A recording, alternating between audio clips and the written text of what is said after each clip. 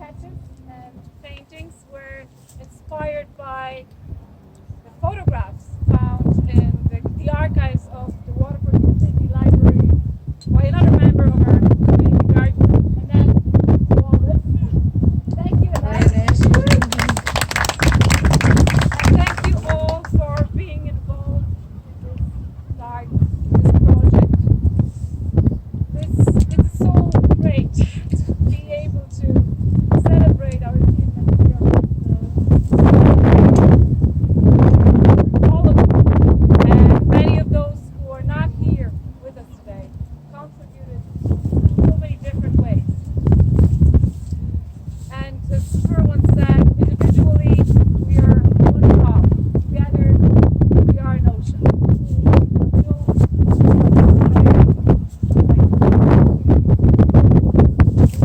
And then the red vegetable stage. Thank you. Again, it is a great honour to be invited here today. Invited to lead all of the community back up to the top of the town is now renamed the top of the city.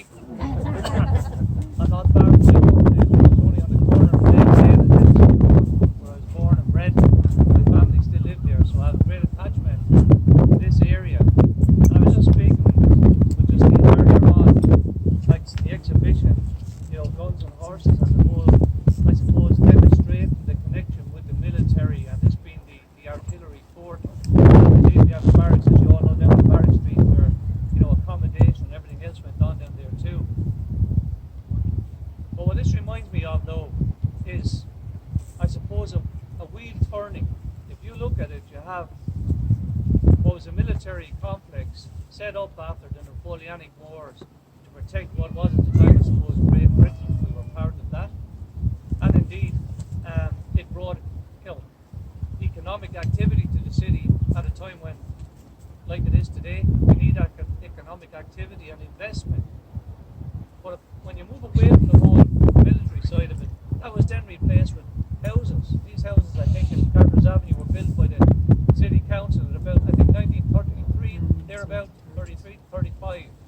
And so it provided living for people who badly needed houses back then. And indeed, if you look at today, we have another housing crisis where it's desperately needed houses are needed. And people either can't get them or can't afford them.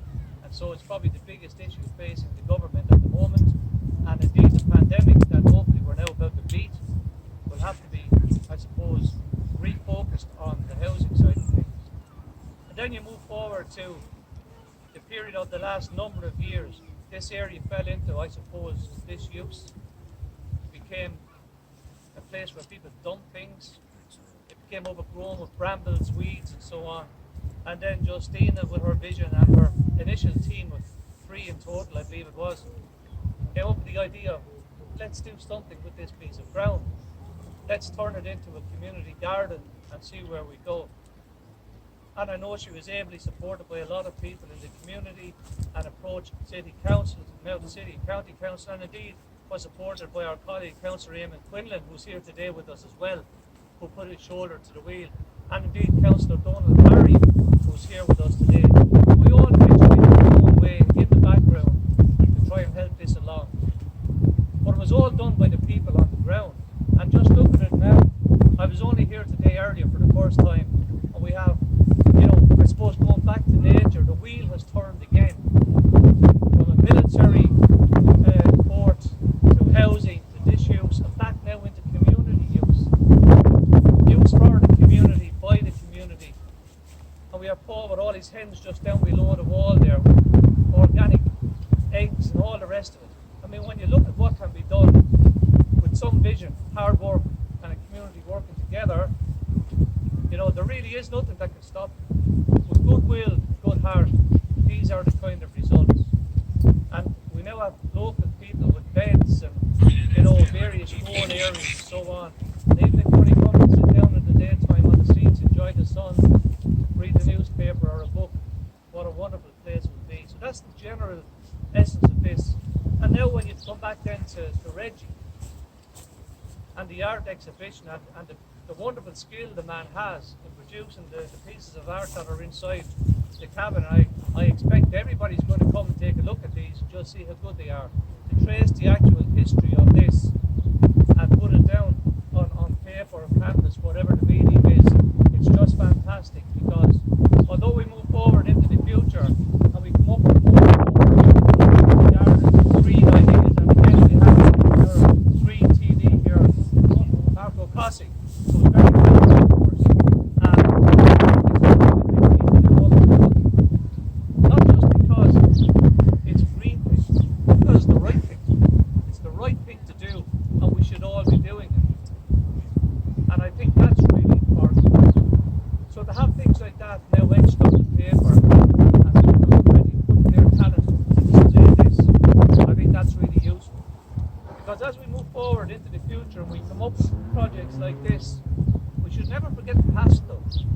And that's again what this allows us to do.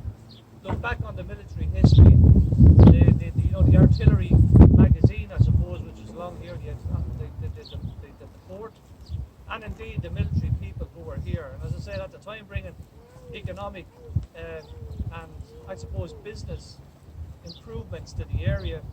And you can now see, as I said, all of these hundreds of years on, we're back pretty much to the same kind of thing.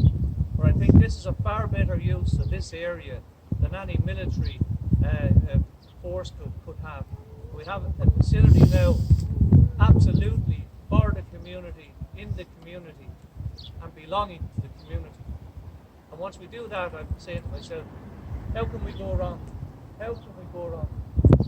When we follow these kinds of principles, the answer is we can't go wrong. This is the foundation of a proper society, a just society, a just way people, a society where people are treated properly.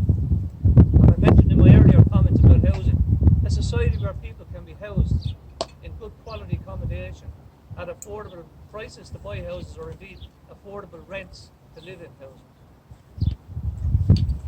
And we can't do that as a nation, celebrating our 100th year anniversary. We ask ourselves, what have we really achieved in the 100 years? We've certainly moved on in certain areas, but in this critical area of housing, I believe we have a long way to go yet. But with all of us working together, TDs, councillors, senators, the community, and everybody putting our shoulder to the wheel for the same purpose, I think we can achieve that. And just before I unfurl the ribbon, I want to mention and give credit to our community Gardaí. I see my good friend Dave Butler down the end with his colleague, who I only met today, so I can't remember the man's name.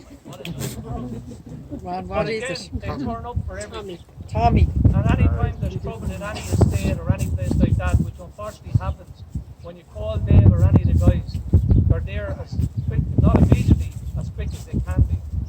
And any time a community call on the Gardaí for assistance, most of the time, and nobody ever does everything all of the time, but most of the time they're there and they do their absolute best. So when you look at it, we're just a community here. Waterford is a city, the oldest city in the country, but we're a small city as well. I said, I only live down, my brother's still down there, only have to live in. Marco Cossig's father is on Kelsey Road. So, you know, David Quinlan is only up the road. Donald Barry is only from this area, Emmett's Street. Is it Emmett's Place? It is. And now living in the German Road. You know, we've all moved out of the immediate area, but we've not gone far. So to me, as mayor, and one of the first things I suppose I do is the official role as the mayor of the city and county. You know, this kind of stuff is really important to me, and that's why I'm going on a bit. I'm not doing this for the crack. This really means a lot to me, and I hope that you can sense that from what I'm saying. So on that, I thank everybody again for your effort with this. I hope it continues in the future. I'm sure it will. And I wish you the very best for the future. And I'm now going to unfurl the ribbon, and it's hopefully a green ribbon.